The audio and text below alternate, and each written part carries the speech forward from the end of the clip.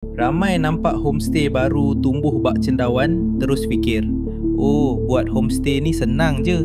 Beli rumah, letak tilam, post dalam Facebook, tunggu duit masuk. Betul, senang. Cuba dengar dulu. Minggu pertama mungkin penuh. Minggu kedua mula senyap. Minggu ketiga tetamu tinggal bilik macam zon bencana. Housekeeping lambat, tetamu baru dah sampai.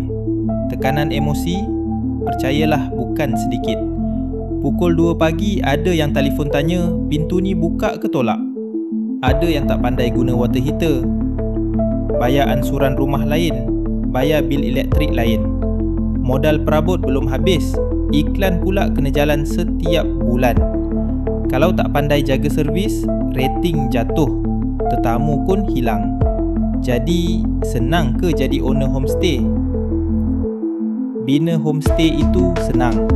Menjaganya setiap hari, itu cabaran sebenar. Korang setuju tak? Cuba bagi tahu pendapat korang di ruangan komen.